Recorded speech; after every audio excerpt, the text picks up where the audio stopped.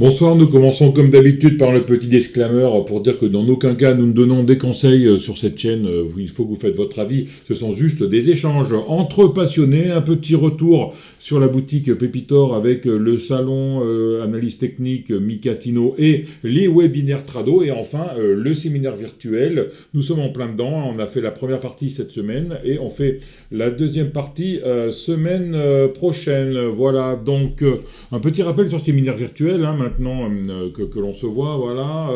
On a commencé lundi dernier avec Maxime, mardi avec Richard, mercredi David, jeudi Tino, et on continuera lundi prochain avec Adrien, mardi avec Xavier, mercredi avec Christophe, et jeudi, on a une nouvelle masterclass surprise qui sera offerte à tout participant à une classe cette classe sera donnée par Mathias Battino de Trade Republic. On parlera du DCA. Voilà, ça se passe très très bien, les masterclass virtuelles très très haute qualité, c'est les mêmes que celles que l'on avait fait à Barcelone. Ça fait plaisir aussi de revoir un peu tous les gens qu'on avait rencontrés à Barcelone. On retrouve un peu la magie de ce séminaire. Et on reçoit aujourd'hui Ricardo Trading, qui nous a fait la masterclass de mardi dernier. On le retrouve pour les pépites. Alors les pépites, c'est le 4e volet des pépites, si je dis pas de bêtises. On avait présenté Richard sur la chaîne en 2020. 2021, nous avait proposé une sélection d'actions, qui avait appelé ça les pépites. On a fait ensuite un suivi en début 2022, où il y avait des entrantes, des sortantes, et après on a fait un deuxième suivi au milieu de l'année 2022 pour voir un peu l'évolution de ces pépites. Donc on va voir ça avec Richard tout de suite, je l'appelle, pour pouvoir voir un peu l'évolution de ces indices, l'évolution de ces pépites, les entrants et les sortants. Voilà Richard, bonsoir Richard, comment vas-tu ? Ça va très bien, et toi ? Très très bien, donc... tu es beau avec ta nouvelle lumière. Voilà, on commence à se professionnaliser, je me suis fait un petit studio d'enregistrement, c'est pas encore fini, Il manque d'isoler un peu tout. Le problème, c'est que j'avais une salle de réunion au bureau. C'est une verrière, donc ça résonne pas mal. Ouais. Donc j'ai mis de la mousse un peu de partout, mais c'est pas encore ça. Je suis pas encore content, mais on va bientôt y arriver. Ouais, moi, je suis pas content de ma lumière, moi. Mais bon, ça va changer. Je vais évoluer aussi. Ouais. Bon, on n'est pas là pour parler de ça. Ouais. Mardi, la masterclass s'est bien passée. Ah, si, j'ai tout donné. Ouais. Je me suis couché après, j'étais cuit, j'ai dormi comme un bébé. Pas facile, Ouais, c'était, ça a duré combien ? J'ai fait 1h30, c'est ça ? Ouais. Ouais, c'est sportif. T'as dépassé les gens étaient contents, en tout cas. T'as dépassé largement. D'ailleurs, on verra après le séminaire ce qu'on en fait. Mais pour l'instant, elle est en replay pour tous ceux qui y étaient. Alors, pour avoir le replay, vous m'envoyez. Moi, je libère votre accès YouTube, l'accès YouTube de cette vidéo. Voilà. D'accord. Donc, les pépites, on l'avait fait en 2021, la première fois. Ouais, tu me disais en préparant qu'on on avait fait que 4. Combien tu m'as dit ? 4 ? C'est la 4e. Alors, je crois qu'on avait fait 2021, on avait fait 2022, on avait fait un suivi en 2022. D'accord, ok. Alors que moi, ça fait depuis 2019 que je fais ça. Ouais. Donc, mais j'avais remis à zéro à 2020 et à fin 2020, j'avais décidé de ne pas remettre à zéro et de faire que l'indice continue à vivre sa vie. Sa vie, ça me fait un indicateur un peu pour les gens. Voilà quoi. D'accord. Mais, donc, 4e fois alors ? C'est pas souvent. Il va falloir que je fasse autre chose. Donc c'est vraiment une émission investissement. Ça change un peu d'habitude où on est plutôt en émission trading. Donc là, voilà. Ouais, c'est un peu l'esprit. D'ailleurs, finalement, le fait qu'on se voit peu sur le sujet, c'est révélateur qu'il faut. Il y a des espaces-temps différents sur les marchés, du très court terme, du très très court terme jusqu'à l'investissement, on va dire long terme. C'est très bien que je suis un anti-DCA, mais ouais. mais justement, Ça permet aussi aux gens de voir qu'il y a des perceptions différentes sur les marchés et que finalement, quand ils regardent leur portefeuille en faisant du très court terme, est-ce qu'ils font mieux que cet indice qui, lui, sort des valeurs tous les... tu vois, là, ça fait 1 an que ça n'a pas bougé. Et ça a pris des gadins, on va voir. 2022, ça a fait mal. Mais est-ce que finalement, il n'y a pas d'autre solution? Et voilà, chacun mène son chemin dans son apprentissage sur les marchés financiers, mais il y a d'autres choses à voir. Et c'est vrai que je suis un peu isolé sur le sujet. C'est vrai qu'il n'y a pas grand monde qui fait ce que je fais. Ouais. L'investissement dynamique. Voilà, c'est ça. Il y a Tradozer qui fait, lui, un genre de DCA qui est l'accumulation rationnelle. Alors, c'est un DCA un peu spécial, c'est-à-dire qu'en fait, il rachète que sur des supports. Et le DCA, c'est que tu achètes tout le temps, toutes les semaines. Alors que l'esprit des pépites, c'est encore une autre façon de voir les choses. Je dis pas qu'il a tort, je dis pas qu'il a raison, chacun fait comme il veut. L'esprit des pépites, c'est de dire c'est des belles entreprises et on regarde pas trop le graphe, quoi. Et donc il y a quand même des gens qui font ça, même si c'est pas bien. Donc on fait assez d'émissions à côté sur plein de choses pour faire voir qu'il y a du graphe. T'as ta chaîne, moi j'ai ma petite chaîne à moi que j'ai lancée là. Donc il y a du biscuit pour celui qui veut comprendre les choses. Moi j'aime bien combiner l'idée que c'est des belles entreprises avec du graphe. Mais 2022 a prouvé qu'il faut savoir aussi lire la macroéconomie. Parce que quand la macroéconomie dit barrez-vous, il faut l'entendre, quoi. Et si tu arrives à mixer ça, tu peux devenir un bon investisseur. Ce qui est donc dynamique. C'est pour ça que je suis pas pour le DCA, parce que il y en a des exemples de DCA qui voilà, quoi. J'ai un copain, c'est perso ça. J'ai un copain, il a mis 400 000 euros. Alors, lui, il n'a pas fait DCA, il a tout mis d'un coup en 2000 sur Orange. Ouais, mais attends, le DCA, t'es sur indice, t'es pas sur action. Tu peux pas faire un DCA sur action. Ouais, mais c'est pas ce que disent les vendeurs de DCA. C'est ça le problème. On verra ça jeudi. Et puis il y a un phénomène aussi, c'est la psychologie. C'est qu'aujourd'hui, quand tu vois que tout qui baisse, voilà. Le copain dont je te parle là, je crois que Orange est autour de 11-12. Il était en train de me biper, il me dit je vais vendre. Tu vois ce que je veux dire, c'est que la grande problématique, c'est qu'il avait aucun plan, quoi. Aucun plan. Voilà, qu'il soit court ou long terme, si tu veux. À la limite, allez, je vais faire une fleur aux gens du DCA, mais s'il y a un plan d'invalidation, d'ailleurs, ce n'est plus du DCA. Et c'est ça qu'il ne faut pas. Voilà, mais si. L'accumulation sans avoir aucun plan, c'est une catastrophe. Ouais, sans l'accumulation, tu fais sur les indices, tu ne fais pas sur les actions. Tu ne peux pas faire sur les actions. C'est pas, je le répète, c'est pas ce que disent les gens qui vendent ça. Non, on fait pas un DCA. Non, mais toi, tu me parles de gens, moi je connais pas. Moi, je te parle de gens que je connais. D'accord. On n'a pas les mêmes personnes dont on parle. Moi, je parle de gens qui sont très connus sur les réseaux et qui aujourd'hui vendent l'idée d'eux et c'est clairement dit qu'acheter des actions, c'est des bons dossiers. Fondamentalement c'est bien. Ah ouais, vas-y, explique-moi ce que c'est que fondamentalement c'est bien. Tu sais, fondamentalement il y a des dossiers que je te présente puis tout d'un coup ils ne le deviennent plus parce qu'il y a une catastrophe. Une entreprise ça reste des hommes et si tu as des gens incompétents qui arrivent ou qui sont d'ailleurs qui font croire à des choses et puis qui finalement sont des les besoins qui changent. Ouais, exactement. Celui qui a acheté une société qui vendait des fers à cheval dans les années du 18e siècle, il a peut-être gagné beaucoup d'argent fut un temps, mais aujourd'hui je pense que ça vaut plus grand chose. C'est pour ça que les indices c'est top, parce que les indices quand la boîte elle est plus au goût du jour, comme iWave Optical en 2000, comme Atos il y a 2-3 ans, on la vire du CAC et on en met une autre. Donc normalement, t'es toujours couvert. Ouais, moi j'ai eu, alors je l'ai pas, c'est pas du tout en vidéo. J'ai expliqué que le CAC, il y avait un risque important, qu'il se retourne et que les gens ne veuillent pas le vendre parce que c'est un indice et qui peut se retourner avec une catastrophe. Et les catastrophes, CAC, ça peut être 38%. Aujourd'hui, le CAC, faut qu'on change son nom. Ça s'appelle le Lux 6 maintenant. C'est 38%, c'est le luxe. C'est le Lux 6. C'est plus un indice global. C'est devenu aussi pire que le Nasdaq. Et le SP500, c'est pareil.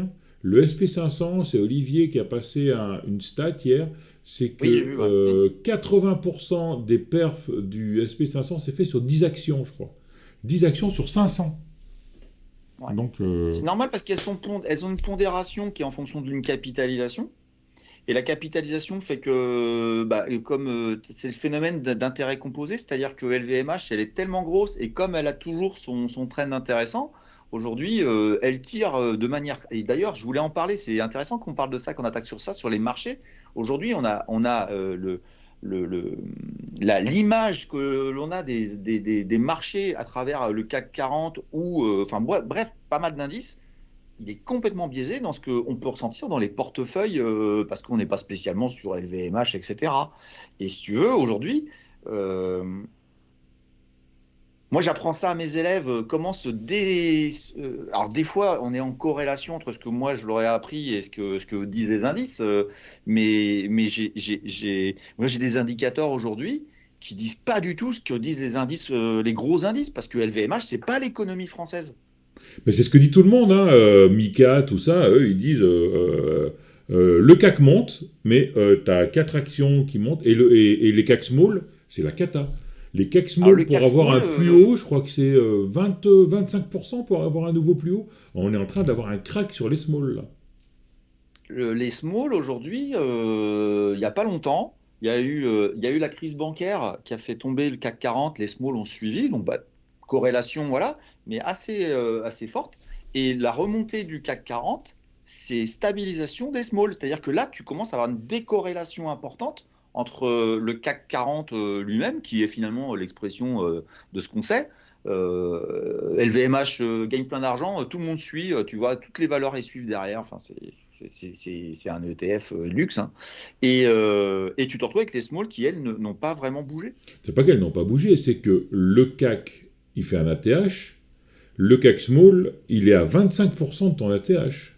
Ah, oui, oui, non, alors je parle là sur 2 semaines. Si tu prends Alors sur une grande c'est, période, moi je te le dis, hein, il y a une décorrélation impressionnante, quoi. Si vous le regardez CAC le CAC 40, S, vous verrez, pour le all-time high, il est à plus de 20%, quoi.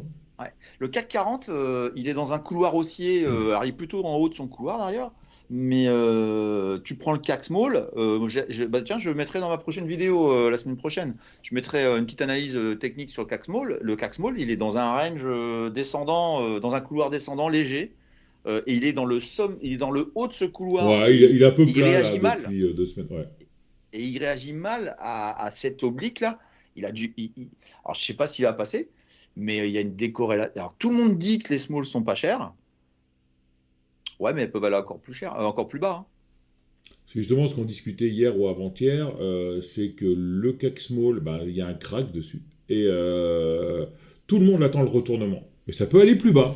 Mais on est dans un point quand même qui, s'il y a un retournement, ça peut être intéressant. Je dis pas que ça va se retourner demain, hein, mais s'il y a un retournement, ça peut être très très intéressant. Denis, on va ressortir les vieux bébés.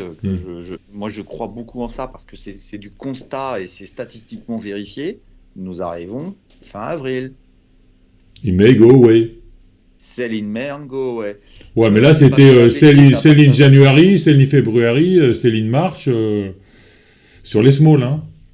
Mais aujourd'hui,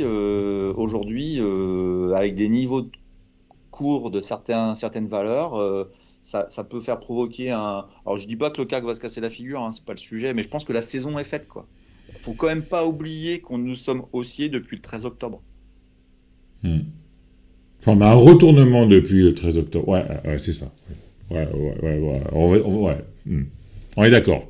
On a arrêté, Voilà. ouais. Pour 1 million de raisons, en Allemagne, ils ont signé un grand accord de gaz, ça fait retourner le DAX. Il y a eu retournement parce que les taux d'intérêt est arrivé à un certain niveau. Non, pas les taux d'intérêt, l'inflation est arrivée à un certain niveau. Moi, j'étais bullish. Hein. J'étais bullish. Pour moi, c'était un bottom long terme. Je disais, pour moi, on sera dans un range longtemps. Donc, je cherchais, maintenant que j'avais dit, bon, je trouvais qu'on était. Puis la plupart des indices ont fait une sorte de bottom, sont repartis. La question maintenant, c'est où est la borne haute? Parce qu'un range, tu vas en haut, tu vas en bas, tu fais ça. Pour moi, on n'en est pas loin. Pour Toi, moi, tu vois un range je vois pas le CAC. long terme. Pas... Tu vois un range long terme, c'est-à-dire plusieurs mois, voire plusieurs années, toi. Oui, je le dis depuis.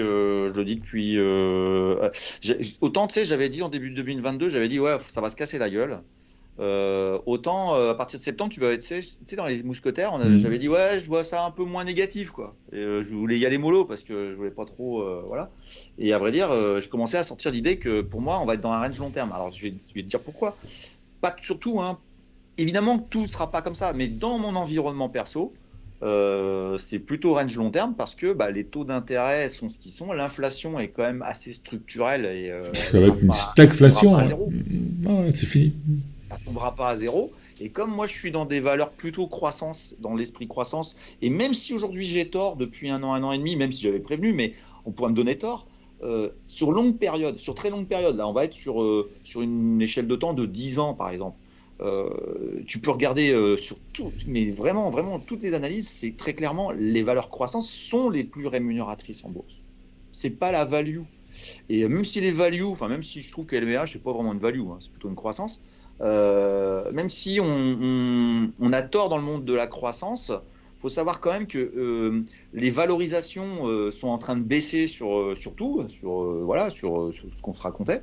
Mais à un moment donné, la reprise, quand ça ira mieux, on regardera Mhm. quoi? Les investisseurs regarderont bah, les ratios économiques. Et quand une entreprise elle vend de plus en plus ou elle gagne de plus en plus, elle est donc en croissance, tu as le cours de bourse qui bouge pas et elle, ses ratios montent. Bah, à un moment donné, ça devient pas cher. Et ça va. On peut pas avoir une boîte qui fait x10, x100 en chiffre d'affaires, j'exagère, hein, mais sur une période de 20 ans, par exemple, et de penser que le dossier va rester à un niveau de prix. Il va accompagner. C'est ça l'idée de la croissance. Et aujourd'hui, les taux d'intérêt ont fait corriger l'ensemble du monde de la croissance en termes de valo. C'est pas que c'est pas cher, mais c'est plus très cher. C'était trop cher fin 2021. Aujourd'hui, on arrive à un niveau où on est à mi-distance entre le vraiment pas cher, style ce qu'on a vécu en 2003, après le krach boursier de 2000 jusqu'à 2002, hein, parce que ça a duré 3 ans hein, en 2000, et à peu près la même chose sur 2008. Mais ça se reprend toujours assez lentement, ça tombe va assez Mhm. vite et ça remonte lentement. Et aujourd'hui, on est dans un couloir de valorisation où on a touché le plus haut en 2022, on est retombé dans la moyenne en fin 2022, on y est toujours à peu près sur les croissances, et d'ailleurs l'indice, il va l'exprimer, tu vas voir, il est hyper Mhm. expressif sur ça, et la question c'est est-ce qu'on peut aller plus bas? Ouais, on peut aller plus bas, on peut aller à pas cher. Mhm. Et à pas cher, là, tu vas faire des courses exceptionnelles. Si tu sais sélectionner tes dossiers, si tu sais voir quelles entreprises n'ont pas finalement trop subi les choses, tu te retrouves avec des dossiers vraiment, vraiment pas chers. Et là, la croissance reprendra. Si on a la crise économique, on aura en plus un phénomène qui va se passer à un moment donné, c'est que dans la baisse, bah, tu sais très bien ce qui va se passer. Les banques centrales vont faire ce qu'on appelle le pivot au niveau des taux d'intérêt.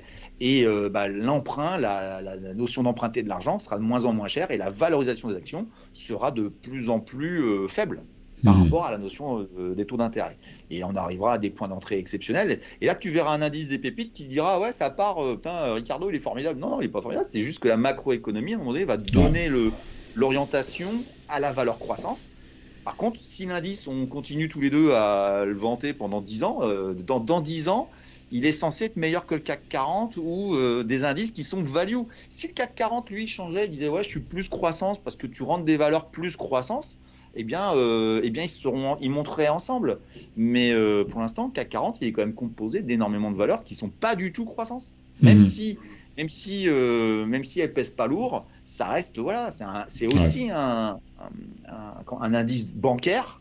Ils sont pas en croissance, les banques. Mhm. Les banques.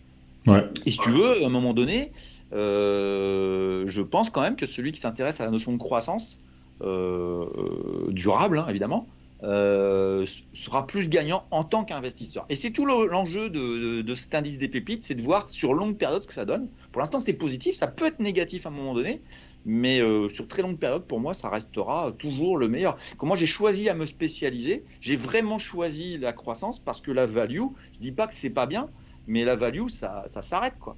C'est mon avis. Mhm. Qu'on soit bien d'accord, c'est mon avis. Ok. Super. On a fermé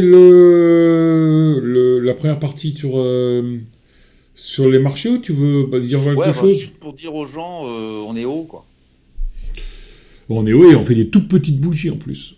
Donc ça sent l'essoufflement quand même. Mais moi, c'est ce que je disais sur les mousquetaires. Hein. Donc, Ah non, attends, sur les mousquetaires, moi, j'ai eu tout bon. J'étais première émission 2022, j'étais Bear.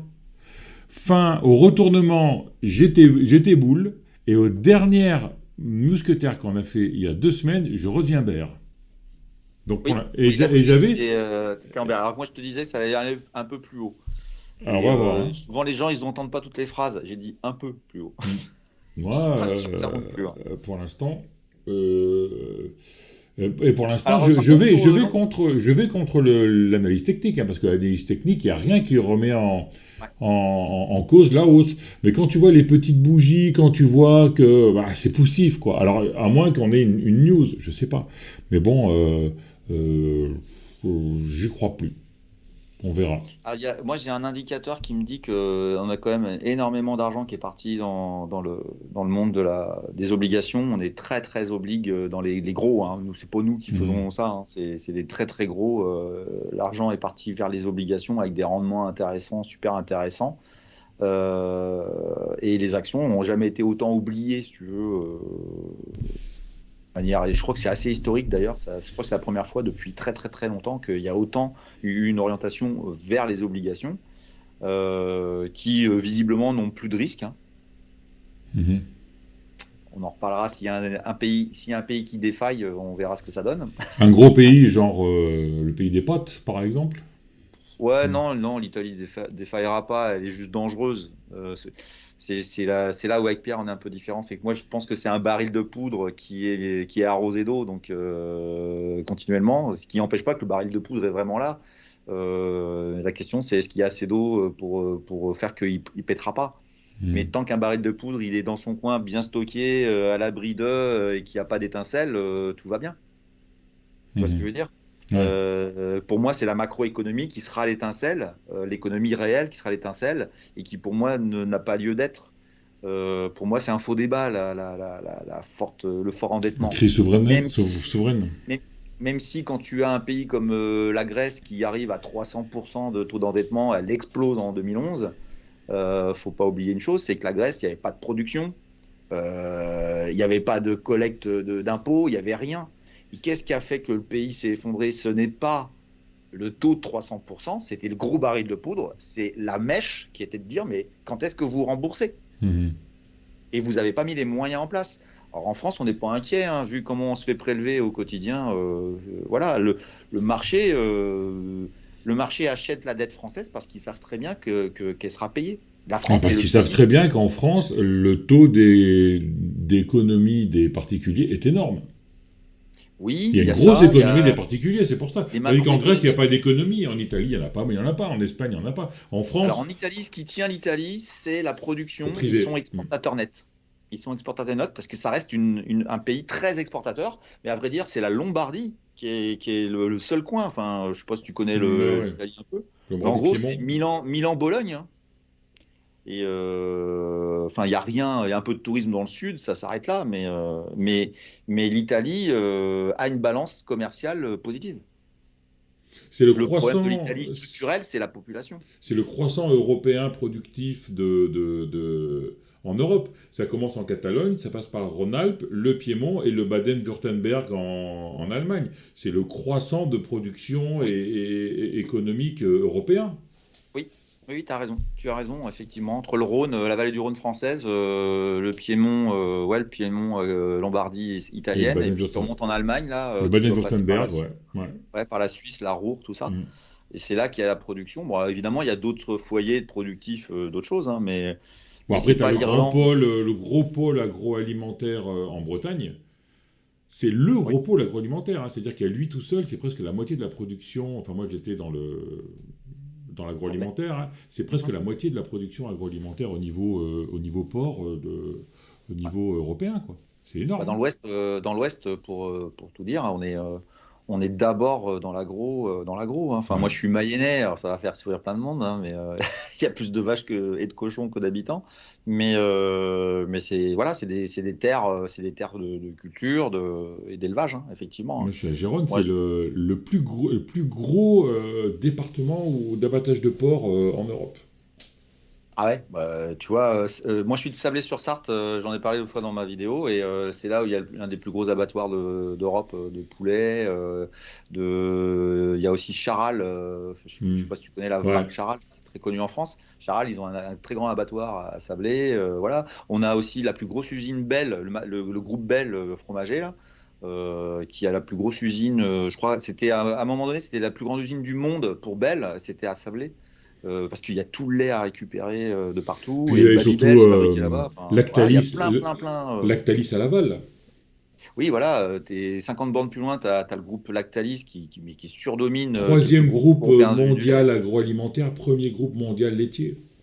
Ouais. C'est Et énorme. la famille Beignet, qui est donc Ouais. qui possède Lactalis, c'est la 3 4, c'est juste après Pinot, enfin Arnaud.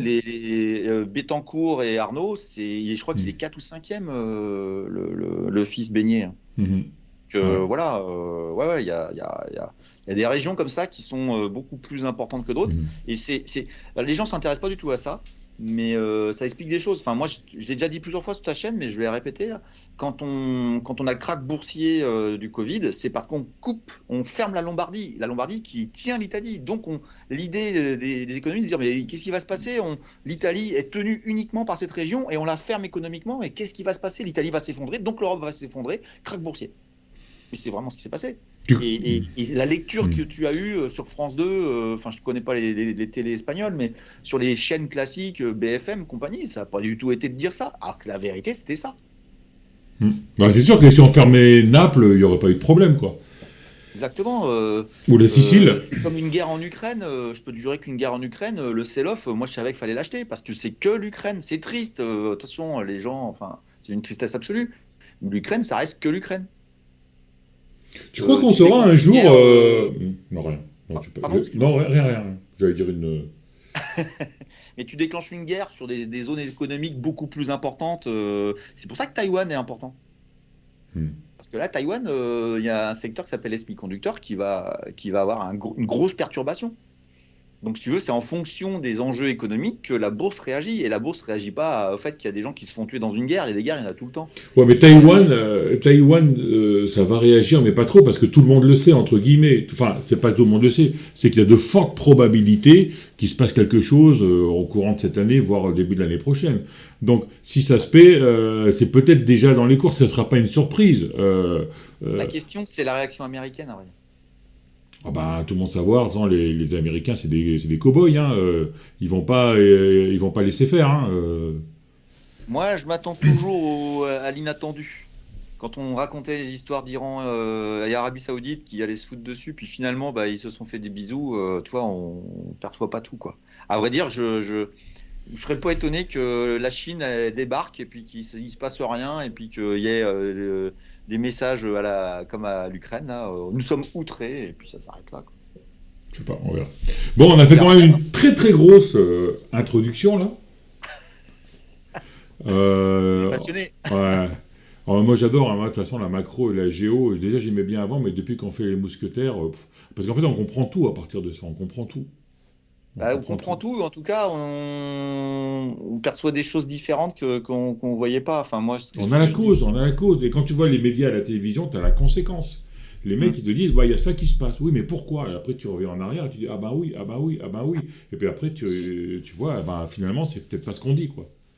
Ouais. Et l'histoire de la dédollarisation, là, qui, selon certains grands influenceurs des réseaux sociaux, est une martingale que jettent les gens. Non, non, c'est réellement en train de se mettre en place. Hmm. Et ça peut provoquer des tensions. J'ai vu, enfin, c'est passé cette semaine, j'ai vu un article sur Janet Yellen, qui est la secrétaire du Trésor, qui est l'ancienne présidente de la Fed, hein, qui dit qui s'inquiétait que l'hégémonie du dollar allait disparaître et que c'est au plus haut sommet des US qui sont en train de se rendre compte que là, ils sont en train vraiment d'être challengés par le yuan, hein. Hmm. Donc, bon, bah, voilà. challengé par le yuan. Après, on va peut-être voir des choses se passer. Nous, on saura un peu pourquoi, quoi. Voilà. La Confédération de Shanghai, j'en ai parlé il y a un an. Pas souvent. On verra. Bon, on fait pas les mousquetaires, hein, parce que Ouais, sinon, bon, on parle des pépites toujours les alors. autres. Bah vas-y, tu nous as Les fait des petits pépites. slides des petits slides comme d'habitude ou t'as pas eu le temps cette fois? Ah si, j'ai eu le temps. J'ai eu le temps. J'ai recyclé, mais j'ai eu le temps de D'accord. mettre à jour, etc. Ok. Tu veux que je te partage mon écran? Ouais, vas-y. Alors pendant que je partage l'écran, alors attends, hop, hop, hop, hop. Ouais, je vais commencer par l'indice MDR, hein. Ouais. Tu me dis Les quand tu merdes de vois Ricardo. Non, je vois rien. Ça arrive, c'est bon. Hop, hop, hop. blanc, Attends, c'est tout blanc. tout blanc, et là c'est Et, plus tout blanc. et là, c'est bon. C'est la pyramide du Louvre. Ouais, j'ai laissé la photo parce que Mhm. finalement je la trouvais jolie, enfin je la trouve toujours jolie, voilà. J'ai juste changé le logo, hein. Avant c'était un Mhm. logo rouge, la bourse, il y en a qui ont essayé, maintenant c'est fondamentalement bourse, mais les gens savent maintenant que j'ai changé de logo. Ouais.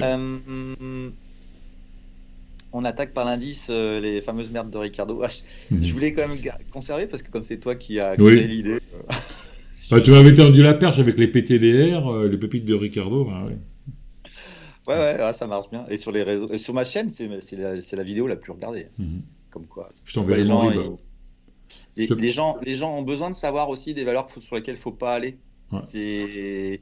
Et finalement, quand tu te rends compte, si tu regardes les particuliers, ben, ils sont en train d'acheter que de ça, quoi.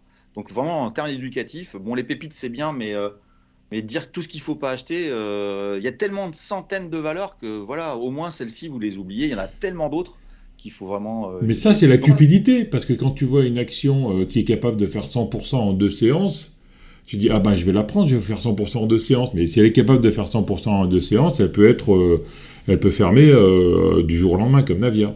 Bon. Eh bien, c'est exactement ce qui s'est passé sur deux, trois dossiers et on va aller voir et on va en parler. Mhm. C'est pour ça que je voulais quand même faire un point sur ça parce que je sais qu'il y a des gens qui regardent ta chaîne et puis qui regardent peut-être pas spécialement la mienne, Mhm. mais il y a du biscuit, hein, et cette année, là, il y en a eu, hein, il y a eu des choses intéressantes. Donc, j'ai fait une situation hier soir. Mhm. C'est pour ça que j'ai fini tard hier soir. D'accord. Alors, attends, hop, c'est parti. Voilà, donc c'est que des françaises, hein. C'est que sur la côte française. Mais j'ai ouvert l'idée de mettre des Belges la prochaine fois. On Mhm. verra si les gens en trouvent. On avait dit l'an dernier, en avril, que je pensais qu'on allait vers un moins 87,5 sur l'ensemble des valeurs de l'indice, soit une division par 8. Ben, tu vas voir le résultat. C'est en bas, c'est la dernière, 2022. On a fait moins Mhm. 87. T'as vu? Mhm. Comme quoi, c'est hyper prévisible, quoi. Enfin, Mhm. hyper prévisible. Oui, globalement, c'est hyper prévisible. Donc, et puis bah, j'ai laissé l'historique, hein, des performances de l'indice sur les années d'avant. Hein. C'est ouais, catastrophique. Et ça va continuer. Et vous allez voir les chiffres du début 2023. Donc là, c'était donc à hier soir. Hein, donc hier soir, c'était le 20 avril. Voici la courbe d'évolution de l'indice MDR depuis le 1er janvier. Mhm. Ouais, non. Ouais. Voilà. Ça a fait combien? Ça fait moins 55,20. C'est-à-dire que ça a déjà plus que divisé par 2 Mhm. en moyenne. Voilà, c'est une catastrophe. Alors j'ai calculé autrement, j'ai dit tiens, faut que les gens comprennent que ça continuera tout le temps. Ça fait des années que ça dure, ça durera encore. Même si là j'ai des valeurs nouvelles qui sont rentrées. Donc si tu veux, là je peux plus dire que c'est les mêmes valeurs depuis 5 ans parce que j'ai rentré des valeurs. Mais ça fait moins 0,9% par séance. C'est-à-dire Mhm. qu'à chaque fois que tu as une séance boursière, en moyenne depuis le début de l'année, ça fait moins 0,9. Sur un mois, ça fait moins 18 tous les mois. Tu perds Mhm. 18% de ton argent. Et sur un an, on part sur une tendance à peu près à moins 86 là. Énorme. Mhm. C'est affligeant, hein. Qu'est-ce que je vous ai raconté d'autre sur le sujet? Donc voilà, tendance à moins 86. On verra à la fin de l'année si ça l'a tenu, mais ça va vers ça. Soit encore une division par 8 de la non-fortune des gens, puisqu'ils ont déjà tout perdu, mais ils vont encore diviser. En 2023, donc les valeurs qui sont dedans, alors j'ai fait en 2 fois parce que avec la chaîne, du coup j'ai des gens qui m'ont proposé des Mhm. valeurs, donc j'ai intégré pas mal de valeurs. Et regarde bien, depuis le début de l'année, ça c'est les chiffres depuis le début de l'année, hein, d'accord? On a Vernier qui est à moins 99,98. Ah vache, ouais. Mhm. En 4 mois, elle a tout bouffé. Pharma Simple, pareil. Alors j'ai mis des petites flèches. Pharma Simple, pareil. Regarde Boostit, elle est à moins 98. Alors Boostit, news, elle a été rachetée à 20% par une société qui s'appelle HBS Investment. Je crois que c'est HBS. Mhm. Hugo Bruguière Solution, je crois. Hugo Bruguière vient de rentrer dans Boostit. D'accord. Donc je te laisse voir le tableau, il est au conseil d'administration. Donc tu sais très bien ce qui va devenir Boostit. C'est une catastrophe assurée pour des années. Donc voilà, c'est dit. C'est si quoi? les gens C'est entendent une pas. boîte à Oka ou... Hugo Bruguière, c'est le patron de Cybergun. Ah, d'accord. Ah, C'est ouais. le, c'est le roi des obligations convertibles en actions. Hmm. Il est chez Neovax, il est chez. Il y en a plusieurs, quoi. Voilà. Hmm. Et donc, tu es tranquille, hein. Boostit, c'est mort. Enfin, c'est mort. D'ailleurs, laquelle va remonter quand tu vois tous les résultats. Parce que tu as vu, hein, le classement, Mhm. il a du mal à avoir des performances juste un peu raisonnables. On a rentré Opium. Je vais en reparler tout à l'heure. Opium qui vend soi-disant des voitures hydrogène. Énergisme, Orpea est rentré. Parce qu'il y Pourtant, a quand Orpea, même. il y a du fondamental, quoi. C'est du palpable, quoi. Ouais, c'est super que tu me dises ça parce que justement, je m'étais fait, mais franchement, des fois, enfin, tu le sais bien, Denis, on se fait Hmm. parfois insulter. Je me suis fait insulter par un mec quand elle était tombée de 120 à 40 et elle avait fait c'était un peu posé. Et mec, achat et tout. Et puis moi, j'avais dit, mais Orpea, c'est une catastrophe, etc. Et le mec me pourrit la vie parce qu'il me dit, oui, il y a un patrimoine immobilier. Je dis, ouais, bah, tu fais ce que tu veux, quoi. Elle est à 2. Mhm. 40, 2. Bon, très bien, il y a un patrimoine immobilier, mais elle est à 2. Mhm. Et le montage économique, les gens ne comprennent pas les montages économiques qu'il y a dans ces boîtes-là. Le montage qui est en train d'être fait et en train d'être préparé sur RPA va l'envoyer à 1 ou à 50 centimes. Et puis, il ne faut pas oublier une chose, c'est qu'elle est nationalisée. Hein, ça y est, hein, la Caisse des dépôts et consignations a racheté la boîte. Bon. Hein, ça y est, Oh, c'est bah, nationalisé. alors c'est 2 fois plus mort qu'avant, quoi. Et là, ouais. T'as tout dit. Aujourd'hui, il faut évidemment sauver l'outil parce que y a quand même des petits vieux dans les résidences. Hein, et il faut bien s'en occuper. Mais aujourd'hui, Orpea, c'est mort. Et puis ça a envoyé tout le secteur à la cave. Donc Mhm. voilà. Donc je l'ai mise dedans pour que les gens comprennent que c'est vraiment, il n'y a rien à espérer. Et puis même si j'ai tort, eh bien vous avez autre chose à faire ailleurs, les gars. Mhm. D'accord? Yes. Aussi, l'autre partie de la liste, la voici. On a rentré il n'y a pas longtemps Dolphines. J'avais oublié, c'était une des personnes qui me suit beaucoup sur les réseaux qui s'appelle Eric, donc qui me l'avait soumis, j'ai oublié de la mettre. Navia était rentré. Alors je vais revenir sur Navia. Et puis, alors j'avais rentré aussi Deinov et puis Hatfing Media qui s'est appelé maintenant Nifty. Mhm. Qui s'appelle maintenant Nifty, enfin qui s'appelait Nifty. Et je les ai rentrés en fin d'année 2022 et depuis c'est passé plein d'aventures. Regarde Mhm. bien. Deinov, dépôt de bilan, liquidation judiciaire. C'est fini. C'est-à-dire que Deinov, vous avez tout perdu. Donc je reviens en arrière.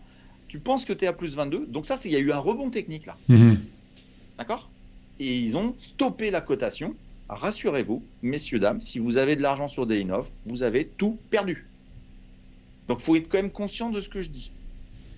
Sur Adfing Media, regarde, elle a plus 66%. Par Donc elle a rapport eu à, par rapport à quand? Par rapport à l'an dernier. au 1er janvier. Ouais. Et puis elle a été stoppée.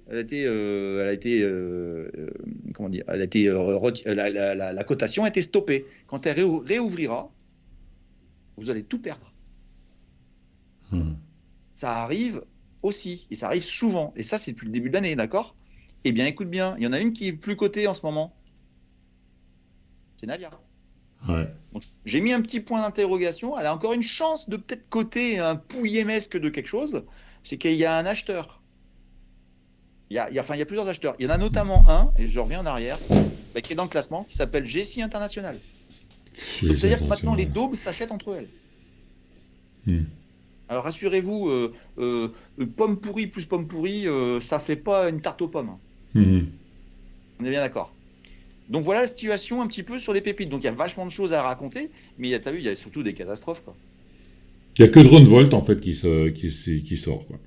C'est un rebond technique. Moi, j'en suis pas. Je la sors pas des pépites. Je la sors pas de l'indice MDR. Hein. Mhm. J'en ai vu plein, moi, des rebonds de 100%. Quand tu vaux pas grand-chose et que tu fais x2, tu sais, tu peux retomber très rapidement à Mhm. zéro. Hein. Ouais. La seule que j'ai sortie, hein, tiens, c'est intéressant. Il y en a une que j'ai sortie, c'est de l'indice. C'est comment elle s'appelle? C'est Avenir Télécom. Ouais. Et le critère qui m'a fait dire la sortir, c'est pas le fait qu'elle ait rebondi, elle a fait un x4 là, voilà. Elle peut peut-être aller plus haut, mais elle peut retomber. Hein. Ce qui m'a fait dire, bon, elle est plus dans les critères qu'on met, donc il y a des critères d'acceptabilité de la valeur. C'est que le patron a acheté pas mal d'actions de sa société. Donc là, tu dis, bon, si le PDG il achète, c'est qu'il n'est pas là pour entretenir la boutique, quoi. Il est là pour un projet. Attention, il a peut-être tort dans son projet. Parce que je rappelle que Avenir Télécom vend des téléphones style 3210, hein, les téléphones du siècle dernier. Mais peut-être qu'il a un projet et ça a été acheté par les marchés et ça n'a pas l'air de baisser. Donc voilà, Avenir Télécom, j'ai sorti parce que mais c'est rare que j'en enlève une de Denis. Hein. Enfin, toujours les mêmes. Hein. Et là, il y en a 28. Ouais. Ok. D'accord. Voilà, donc pour les MDR, j'ai remis vaguement, rapidement quand même, ce que j'avais dit il y a un an. Je l'ai laissé et j'avais dit que Pharmasimple, c'était une catastrophe. Alors, il faut savoir que sur 2022, elle a fait moins 99,99.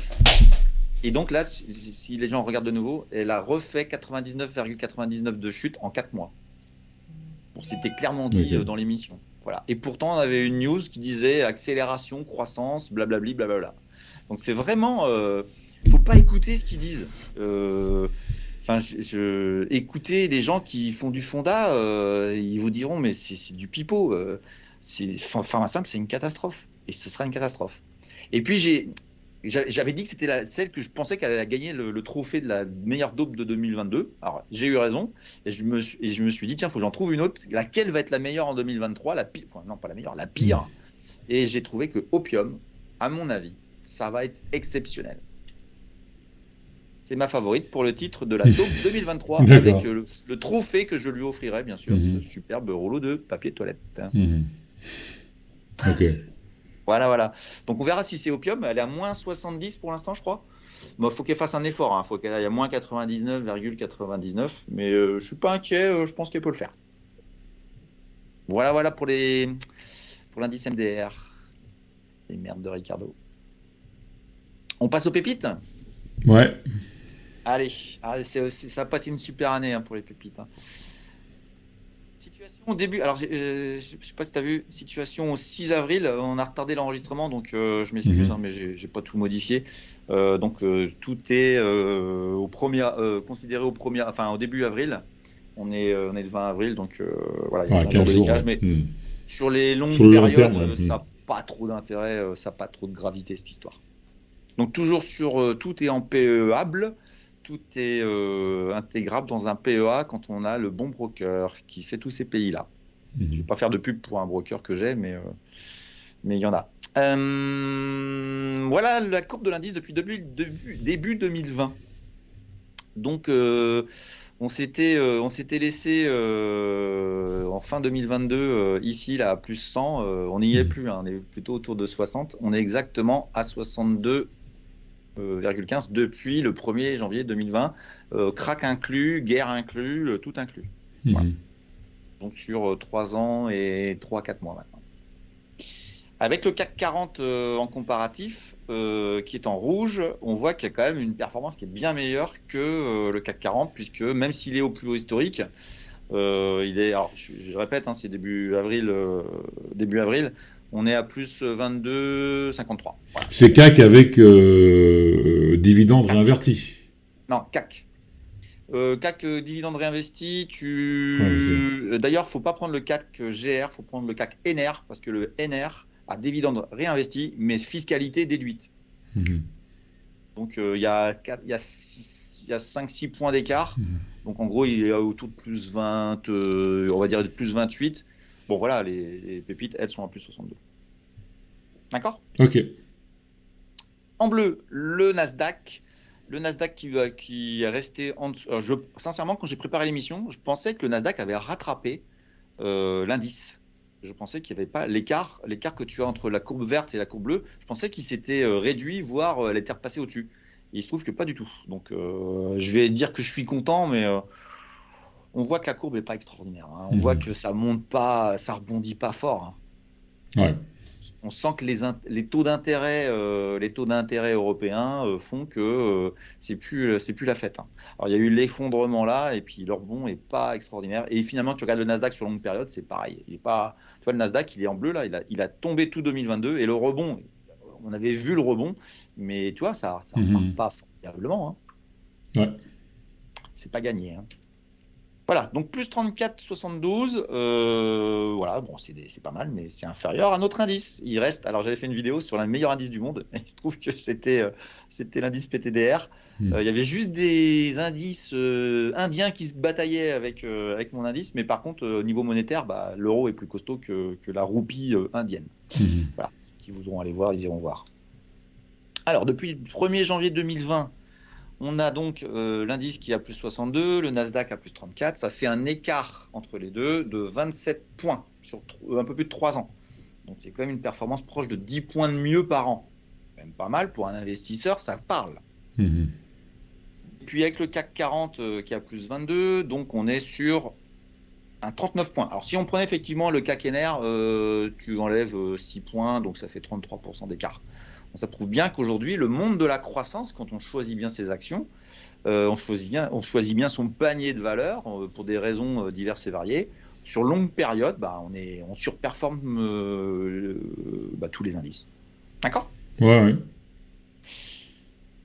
Qu'est-ce que je voulais faire voir ? Ah oui, les chiffres par année, je les rappelle vite fait. En 2020, ça avait donné ça. Ça, c'est pour faire un rappel. Hein. Je passe vite, les gens ils feront un stop sur la vidéo s'ils veulent les voir. Mais on avait fait un très beau... Alors, on est bien d'accord, l'indice, il est toujours en vert, le Nasdaq est toujours en bleu, et le CAC 40 est toujours en rouge. Et là, les chiffres sont avec des couleurs correspondantes. Voilà. Donc, le CAC avait baissé en 2020. Et en 2021, la particularité, c'est que tout le monde avait monté. À peu près de la même manière. Et en 2022, tout le monde se casse la figure. Et là, on peut s'arrêter 5 minutes parce qu'on n'a pas fait d'émission en fin d'année. Le CAC a fini à moins 9. Pendant que l'indice a fait moins 28. Il a pris une sacrée claque. Hein. Vous allez voir, il y a des dossiers qui ont pris vraiment une grosse claque. Mais le Nasdaq avait fait encore un poil moins bien. Donc finalement, tous les ans, quand tu regardes la perf, eh ben, l'indice MDR fait toujours un peu mieux que le Nasdaq. Voilà. J'espère que ça va durer parce qu'en début d'année 2023, on va voir ça tout de suite, c'est pas pareil. Ça, c'est intéressant. Ça donne du sens à la macroéconomie. Donc là, oui, les écarts. Donc sur le début d'année, on a un Nasdaq qui a fait plus 15,49. Alors je répète, hein, j'ai arrêté les chiffres, pas aujourd'hui, hein, je les ai arrêtés il y a 2 semaines. Là où l'indice a fait plus 9,94. Donc là, le Nasdaq est un peu mieux que l'indice des pépites.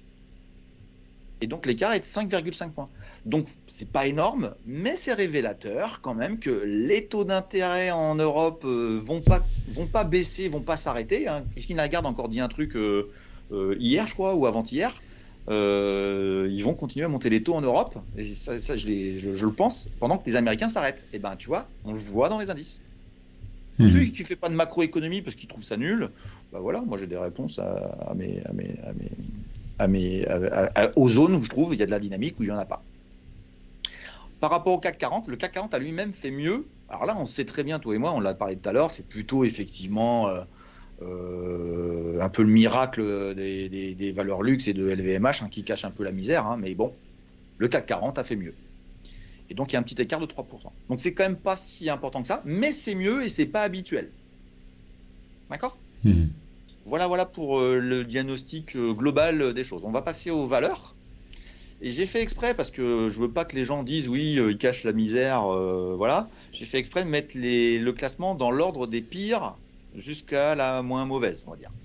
Et j'ai repris sur un an, c'est-à-dire de avril à avril. Puisqu'on s'était vu il y a un an, j'ai dit tiens, je vais faire ça comme ça va être mieux.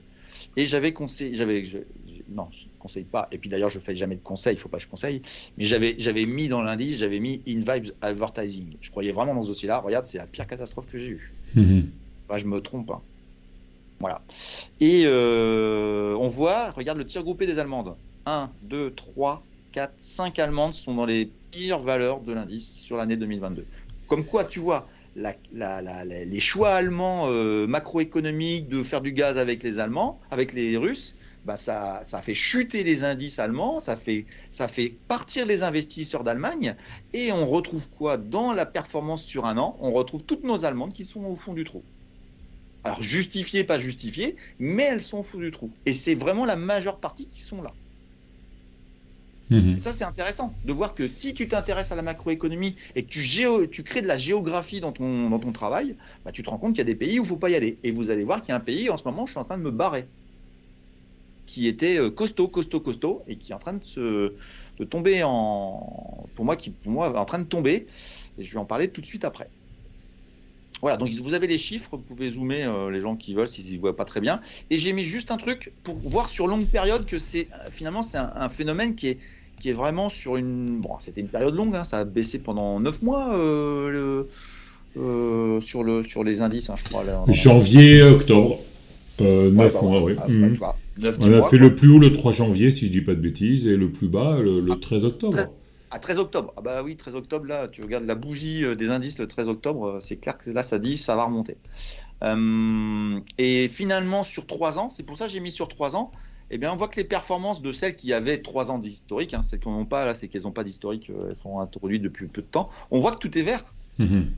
Donc, on est bien dans une baisse qui est quand même très importante, mais finalement, sur longue période, ça reste des dossiers, celui qui avait acheté il y a 3 ans, eh ben, ça reste un portefeuille qui est gagnant.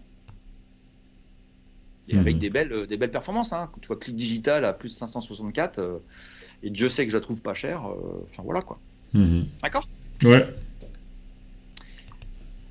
J'ai fait aussi un classement depuis le 1er janvier de cette année. Donc là, sur 3-4 mois. Ça parle, hein ? C'est à date d'aujourd'hui. Je l'ai imprimé hier soir. D'accord, au 20 avril alors. Ouais, au 20 avril. Et donc, tu as des belles valeurs qui ont pris une claque phénoménale. Zaptec, la première, là, en fait partie. Elle a repris 80% sur le début d'année. La Flatex aussi, hein, ça remonte. Hein. Flatex a repris, mais à vrai dire, son point bas était au tout début janvier. Donc c'est un peu le hasard. Elle reste quand même à la cave. Je reste distant du dossier. Elle est dans les pépites, voilà. Je reste distant du dossier dans ma tête. Moi, j'avais vendu plus ou moins en haut. J'ai très bien tradé Flatex, mais fondamentalement, il y a quand même un risque sur Flatex. Ça reste une super boîte, mais il y a un risque. Je sais pas si les gens comprennent, mais quand je dis il y a un risque, c'est que je suis pas 100% sûr que ça aille, mais bon, voilà. Je vais donner mes arbitrages après. Qu'est-ce que je voulais te dire d'autre ? Cast, alors ça c'est faux le chiffre, parce qu'à vrai dire, elle a eu une OPA l'an dernier, c'est à 0 depuis le début d'année, elle a été sortie de la cote l'an dernier. C'est-à-dire, je la sors des pépites, je peux le dire en avance, je la sors des pépites parce qu'elle a fait, elle a fini, elle a été vendue, et bien vendue d'ailleurs, bien vendue, un beau dossier. Et donc tu as des dossiers qui avaient baissé l'an dernier, mais qui ont continué à baisser, et là on va faire un peu de ménage. Voilà, parce qu'il y a des raisons. Voilà, pour les gens qui voulaient des chiffres, vous en avez. Donc des beaux rebonds, hein, des très très beaux rebonds sur les bonnes boîtes qui avaient trop baissé et qui finalement sont des bonnes boîtes fondamentales. Excuse-moi. Alors on va parler des sorties maintenant, de toutes ces valeurs. J'en sors beaucoup. Je crois que j'en sors 9. T'en as combien dans ton indice de valeurs en tout ? Il y a 25. 25. Et à la fin de l'émission, on n'en aura plus que 19. Je vais laisser de la place. Parce que c'est pas le bon moment.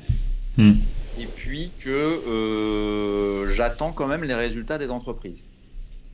Et j'attends les chiffres du début de l'année 2023. Parce que je pense qu'il va y avoir des cadavres avec ce ralentissement économique. Moi, je pense pas qu'il y aura une crise économique. Je pense qu'il y aura un ralentissement économique. Et donc, à partir de ce moment-là, il risque d'y avoir des valeurs qui sont pas... il n'est pas judicieux de les rentrer maintenant. Donc, à la limite, on fera une vidéo, si tu veux, à la rentrée de 2023. Mais il y a des dossiers qu'il faut pas rentrer aujourd'hui. Il faut les observer. Je les sortirai à un moment un peu plus intelligent. Il y a des dossiers qui sont un peu trop chers. Il y a des dossiers qui sont en mauvaise tendance. Il y a des dossiers... les indices me rassurent pas. Moi, je suis plus effectivement dans les mid et les small que les très grosses valeurs. Les très grosses valeurs, tout le monde les connaît, donc ça n'a pas d'intérêt l'émission si on fait que des grosses valeurs. Donc, dans les valeurs un peu plus petites, je suis pas convaincu qu'on ait touché le fond du trou. Voilà. Donc, par contre, je te le dis quand même, dans les sorties, la tendance que tu vas voir, c'est une tendance où je sors d'un pays. Et le pays dont je sors, c'est la France. J'étais hyper pro, très France, jusqu'à maintenant.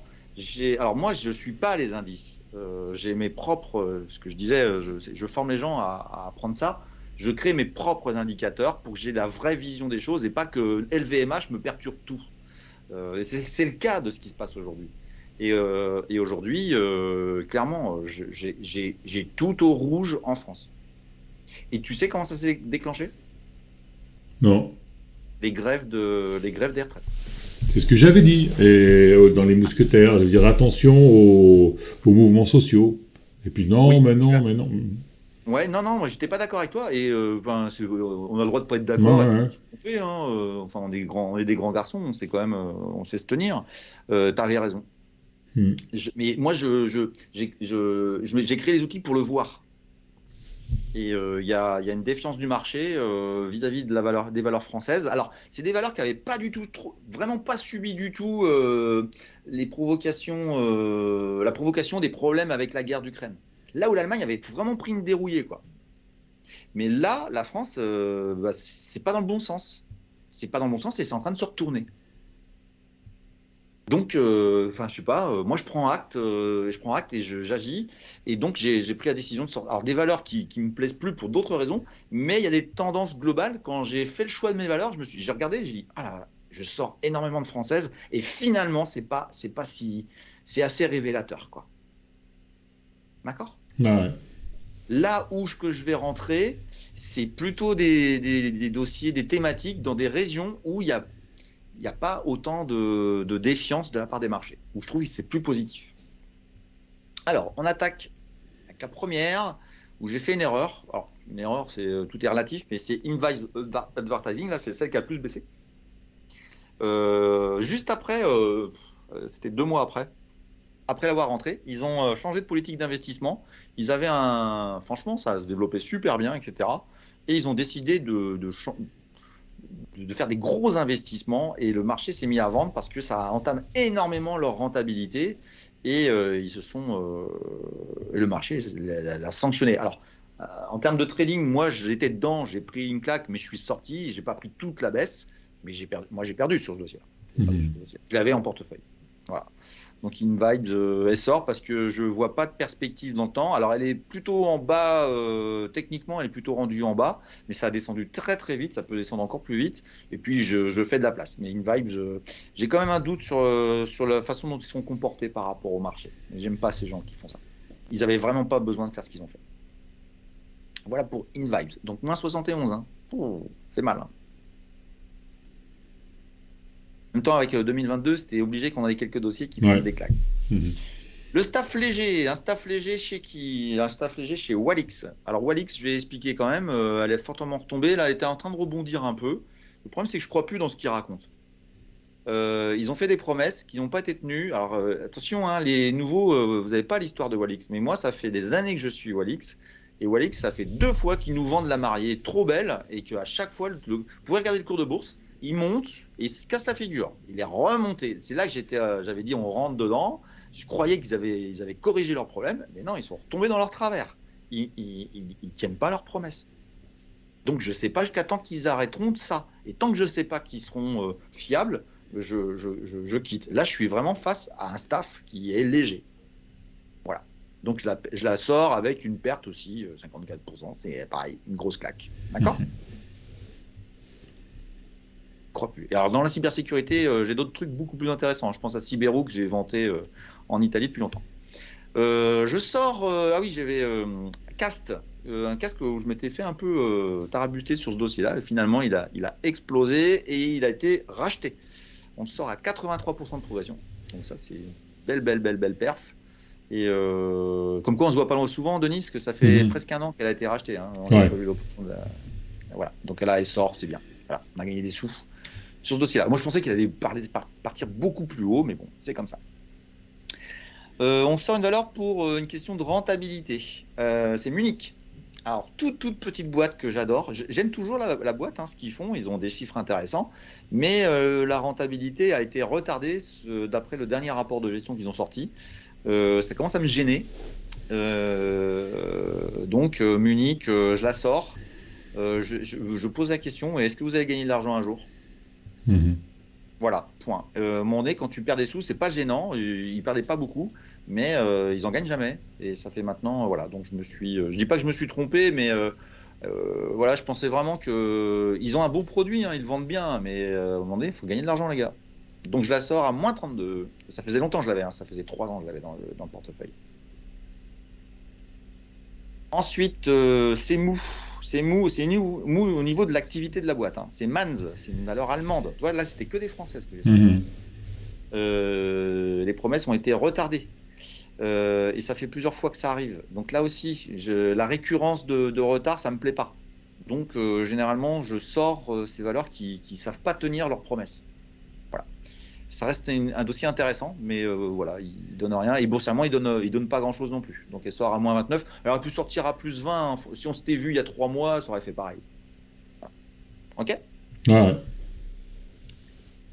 Ouais. Nouveau, alors BM, c'est business model, hein. Mhm. Pas une marque de voiture. Smart Broker. Un Smart Broker, c'était Wall Street Online. Et c'était l'équivalent de Zone Bourse. Donc c'était un site d'information boursière qui avait transformé son site, ou qui vivait de la pub, en un site avec de l'abonnement. Et ils ont changé de business model complètement. Ils sont devenus, comme ils le disent, un Smart Broker. Sauf que moi, dans le broking, oui, on dit ça, oui. Brokerage, non, je crois. Je crois que c'est Brokerage, ouais. broking. Broquinge, ouais. Pour les fans de vélo, c'est un ancien cycliste des années 90. Ouais. Broking. Eric, de son prénom. J'ai au mieux ailleurs, quoi. Donc, elle a fortement rebondi en début d'année. Mais c'est pas pour ça qu'elle sort, je la sors parce que voilà, pour moi, dans les brokers, il y a autre chose à faire que d'aller chez eux. Finalement, quand tu regardes bien, Flatex, c'est quand même plus intéressant sur longue période. Mhm. Costaud, c'est plus gros. Voilà.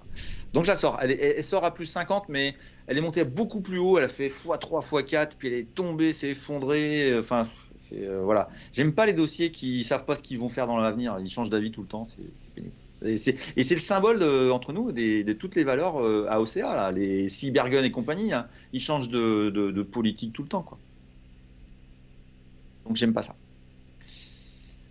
J'en sors une autre pour la notion de fondamentale en Allemagne, c'est SFC Énergie. Elle a du mal à l'accélérer, je pensais qu'elle allait le faire, elle l'a pas fait, pourtant elle a un métier intéressant, ils font des batteries, enfin ils font des systèmes de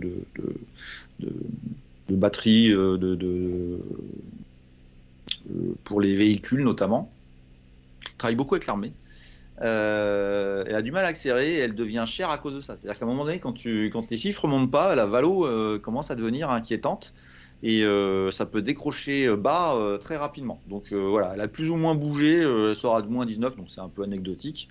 Ça n'a pas d'impact vraiment sur l'indice, mais voilà, elle sort parce que c'est mes élèves qui m'ont dit. Alors, il faut savoir que les élèves ont participé à ça. Ils ont participé au choix et j'ai gardé des valeurs parce qu'ils voulaient pas que je les sorte. Donc, j'ai respecté ce qu'ils me disent. Mhm. Mais celle-là, ouais, on la sort. On la sort. Je me suis planté. Bon, je me suis planté avec un marché qui s'est effondré. Mais j'ai rentré, la dernière fois qu'on s'était vu, j'avais rentré Media Endgame. Je pensais qu'elle avait corrigé suffisamment. Je pensais que c'était costaud. Mauvais résultat, perspective pas vraiment excellente. J'ai pris moins 50 là-dessus, ouais, moins 57. Voilà. Pour qu'un indice fasse moins 30, hein, tu devines bien qu'il y en a qui ont fait plus que moins 30. Young Game en Allemagne aussi. Ça me saoule, je reviens en France. Ah, elle me saoule. Et puis, je te le dis, à l'instant où on parle, elle est en train de décrocher méchamment. Alors, excusez-moi, hein, c'est début avril. Hein, mais... Alors, j'ai vérifié quand même, globalement, entre début avril et maintenant, le global des gens qui sortent, ça fait à peu près le même prix. Il y en a un peu au-dessus, il y en a un peu en dessous, mais ça fait à peu près pareil. Mais celle-là, elle me saoule vraiment, il y en a marre. Median Technologies. Median Technologies, c'est une valeur que j'avais adorée à 2 € en 2020. Et elle est montée à 15. Donc elle pesait fort dans l'indice en plus. Donc elle a aidé l'indice à se casser la figure cette année. Elle est encore à 7-8 là, ou je sais plus, à 6. Et là je la sors. Avec une grosse performance, si tu veux, entre le début et la fin, mais il y a eu une histoire très rocambolesque. Et je la sors parce que le staff est plus focalisé sur le prix de son action que le développement de son commerce. Qu'est-ce que je veux dire à travers ça ? Le mec, il dit ma boîte vaut plus cher. C'est très bien, jeune homme, t'as qu'à vendre parce que les chiffres de vente sont catastrophiques. Alors que la technologie est considérée comme super. Donc, au lieu d'aller pleurnicher, faire monter les cours de bourse, bah, tu vas vendre ton produit et puis on en reparlera, quoi. Voilà. Donc, pour moi, médian, il y a un gros risque que ça retombe très bas. Alors que le produit est bon, quoi. La structure, vraiment ce qu'ils vendent, c'est vraiment un beau produit. C'est dommage, hein, mais c'est comme ça. Et la bourse ne fait pas de cadeau. Donc là, franchement, Jassor, elle a déjà bien, bien descendu, hein. Mais comme on l'avait préconisé très, très bas, eh ben, écoute, on sera à plus de 300, à x4. Ça m'arrive quand même de ne pas être mauvais. Voilà, j'en ai fini avec les sorties. On va faire ce que les gens attendent, j'imagine. On va faire les Noëls. La dernière fois, on avait fait un peu de Belgique, un peu d'Allemagne et un peu de Suède. Et aujourd'hui, on va faire d'autres pays. La Finlande, que j'avais pas dans l'indice et que je travaille. Donc, on va rentrer les Finlandaises. T'avais dit que la Finlande, il y avait des choses qui se passaient en Finlande intéressantes. Et je trouve qu'il y a des dossiers qui sortent tranquillement de Finlande. Et bah, voilà, on va essayer de profiter de la Finlande. Et puis, on va rentrer une autre valeur d'un pays qu'on a déjà, mais très peu, c'est l'Espagne. Ça va te faire plaisir. Voilà, donc on a sorti Ouais, alors beaucoup ça, de... ouais. Pardon? Oui, je dis oui, je regarde ça avec impatience. Donc on a sorti beaucoup de françaises et effectivement j'ai plutôt une tendance plutôt positive sur la Scandinavie et puis sur l'Espagne là tu verras c'est plutôt un dossier que je comprends pas qu'il soit à ce prix-là. On a cherché avec les élèves parce que c'est des dossiers qu'on a choisis ensemble. On a cherché et on n'a rien trouvé quoi. Donc bon on va proposer ça dans l'indice. La première. Donc la Finlande, le pays du Père Noël, j'espère que ce sera le cas pour les gens qui iront voir, c'est QT Group. C'est pas très connu, moi je la connais depuis longtemps, ça fait longtemps que je la suis. C'est une entreprise qui est fournisseur de logiciels et d'outils pour l'Internet des objets, donc l'IoT, ce qu'on appelle l'IoT. Donc c'est plutôt intéressant. Et puis ils font des interfaces aussi utilisateurs graphiques. Ils travaillent beaucoup dans le monde automobile, dans le médical et puis aussi dans l'industrie. Voilà. QT Group, côté donc à Helsinki. Et voici son cours. Donc, c'est des bougies mensuelles, ça. Donc là, il y a plusieurs années. Ça a monté très fort. 2022, évidemment, est ici. Donc là aussi, elle a baissé. Mais donc, on rentre à peu près autour de 67 euros. La Finlande, c'est en euros. Hein, c'est bien dans la zone euro. Et je pense que ce dossier-là, sur longue période, est très bon, quoi. Très, très bon. Ça fait partie des dossiers qui montent depuis très très longtemps et qui pour moi n'est pas très chère. Enfin, si, elle est chère, mais elle a encore du potentiel pour continuer parce qu'elle ne renie pas ses chiffres et elle vend vraiment quelque chose qui plaît au marché, quoi. Qui plaît au marché de l'IoT. Voilà. Je ne sais pas si tu connais, mais ça c'était la première. Je vais rentrer une autre finlandaise ou finnoise, je ne sais pas comment on dit d'ailleurs. Je crois qu'on dit finlandaise, hein. Je crois que finnois, c'est la langue, hein, C'est si la je dis langue. pas de bêtises, ouais. C'est la langue, hein, ouais. Kempower. Kempower, je voudrais parler d'un élève qui me l'a. C'est pas moi qui l'avais trouvé, c'était un élève qui m'avait trouvé, c'est Yann. Yann, c'est un de mes tout premiers élèves. Et maintenant, il vit sa petite vie d'investisseur sur les marchés financiers. Et franchement, il s'éclate. Et lui, il est devenu un peu spécialiste des marchés, scandinaves. Et il se fait vraiment plaisir. Alors, il prend des claques parfois, mais globalement, il s'en sort très bien. Et c'est lui qui m'a sorti au tout début, quand elle est rentrée en bourse, cette valeur, Kempower. C'est des fabricants et fournisseurs d'équipements de solutions de recharge rapide pour véhicules électriques. Alors, il y en a plein d'autres. Zaptec, en fait. Les Zaptec, ça reste toujours une belle boîte. C'est pas DBT. Je rappelle que DBT, elle est dans l'indice MDR et dans l'autre. C'est une catastrophe. Et puis, je suis pas convaincu enfin, elle baisse toujours, hein. Là, on est vraiment sur des super boîtes qui se développent bien. Et Kempower, je crois elle a multiplié son carnet de commandes par, je sais même plus, je crois que c'est par 6 ou 7 là. C'est de la folie. Et elle annonce des chiffres futurs, mais gigantesques. Voici sa courbe depuis son introduction en bourse. Alors, les gens ne voient peut-être pas bien le niveau de prix. La Finlande, c'est donc en euros, hein. On était autour de 8 euros. Elle est à 30. Là, elle rentre. Parce que pour moi, Elle a encore sorti des chiffres de fou. Kempower, c'est pas connu, c'est finlandais et c'est magnifique. Franchement, ce dossier est magnifique. Voilà. Et c'est PEable. Voilà. J'en ai fini avec la Finlande. Je vais vous donner une dernière, qui est donc une valeur espagnole et qui s'appelle. Alors là, moi, je suis sidéré. Fondamentalement, je suis sidéré de ce dossier-là. Ça s'appelle Grupo Ecoener. C'est inconnu. C'est totalement inconnu. C'est des gens, alors un peu classiquement, hein, qui font du développement, de la construction et de l'exploitation de projets d'énergie renouvelable. Ils sont dans l'éolien pas mal. Ils font de l'hydraulique aussi. Et ils font des centrales solaires. Ils bossent énormément en Espagne et dans les pays d'Amérique latine. Donc j'ai vu qu'il y avait du Honduras, Guatemala, enfin un peu dans tous ces pays-là. Et j'ai vu dans les îles aussi, dans les Antilles, tout ce qui est hispanique, on va dire. Donc boîte totalement inconnue sur les marchés et qui est rentrée en bourse il y a peu de temps. Voici son graphe en mensuel toujours, hein, depuis le début de son introduction. Alors ce qui est intéressant sur ce dossier-là, je vais creuser un peu plus parce que moi je suis sidéré, mais quand je dis sidéré, je suis sidéré.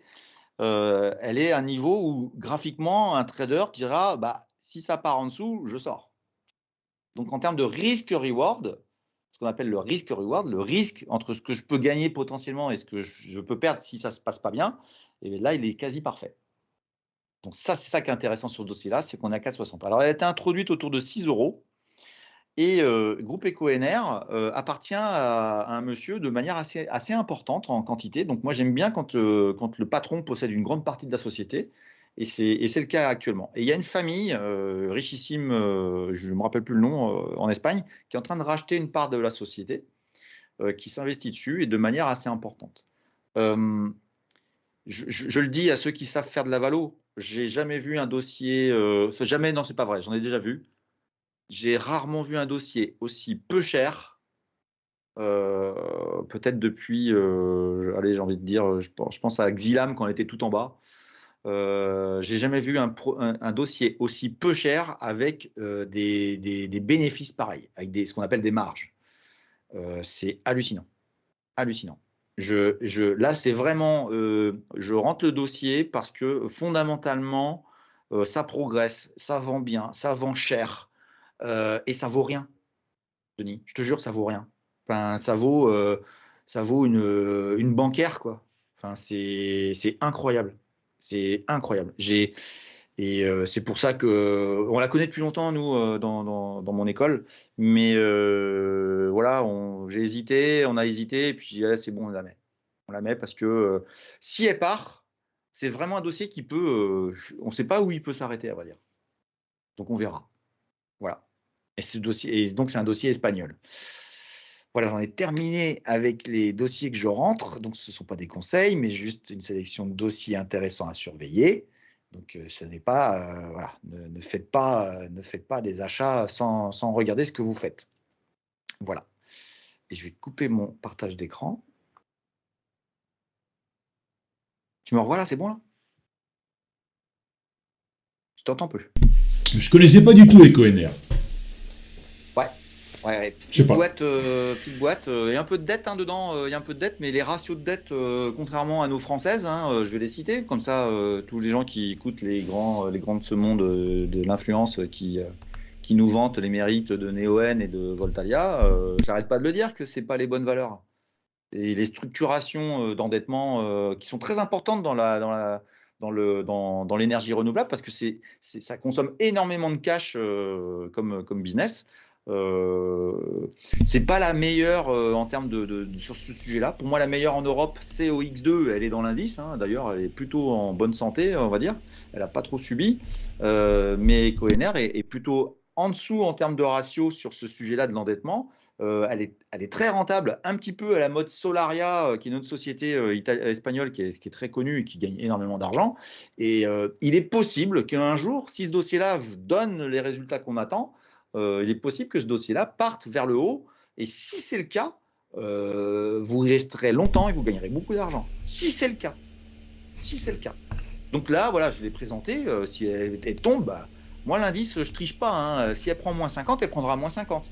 Mais à un moment donné, quand tu vois ce qu'elle gagne et quand tu vois la valo qu'elle a, mais tu te dis, c'est pas possible. C'est pas possible. J'ai raté quelque chose. Et je peux vous jurer qu'on a bossé dessus. Hein. On a bossé. Voilà. Donc, j'en ai pas mis beaucoup. Ça fait qu'il y a 6 places qui sont libres. Je suis désolé, mais j'arrive pas à rentrer autre chose. Je suis pas fan de la situation actuelle. Donc, on va laisser 6 places. Et puis, ça rentrera pas. On laissera des opportunités. Et puis, j'ai juste un détail. Pour ceux qui me reprochent, ils ont raison, de ne pas en parler régulièrement. Je mettrai ça je ferai une petite rubrique dans mon hebdo que je fais sur ma chaîne. Je mettrai une rubrique où on suivra, on regardera un petit peu ce qui se passe sur les pépites. C'est bien ça. Ouais, on m'a dit qu'il fallait faire du storytelling, donc je vais faire un storytelling. J'ai du mal. Ouais. Ok. Voilà, donc ce sera un peu, voilà, je ferai, ce sera pas toutes les semaines, mais dès qu'il y aura des choses intéressantes sur les pépites, je les mettrai dans mon hebdo que je fais sur la chaîne. Super Richard, hein. Ça m'a fait plaisir de te revoir. Ça fait deux fois cette semaine, c'est rare. Hein. Alors on se parle, on fait des vidéos. Il y avait eu les mousquetaires la semaine avant. Ouais. Bon, on va se revoir dans plus longtemps maintenant. Voilà, les mousquetaires, toutes les 6 semaines, on est rendu avant l'été là. Avril, mai, juin. Ouais, avant l'été. On fait un point avant l'été, à la rentrée, et puis vers Noël, c'est comme d'habitude. Ok. Ouais. Super. Merci Richard pour tout. Donc, sortie pas mal d'actions, entrée quelques-unes, et des places de libre, c'est ce qu'il faut dire. Voilà, et puis attention, oui, si, quand même le truc, attention la France. Ouais. Attention la France. Attention la France. Et ceux qui se font que du trading, c'est pas ils s'en foutent. Voilà. Ceux qui sont investisseurs aujourd'hui, posez-vous les bonnes questions je suis que sur la France, j'achète que des Françaises. Moi, j'ai des indicateurs qui sont pas bons. Ok. Merci voilà. Richard. Comme d'habitude, toutes les informations sous la vidéo.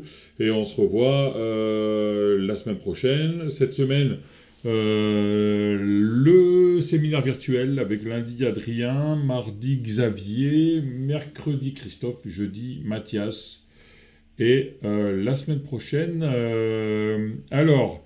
ce sera Christelle, et on va parler des VWAP Bands.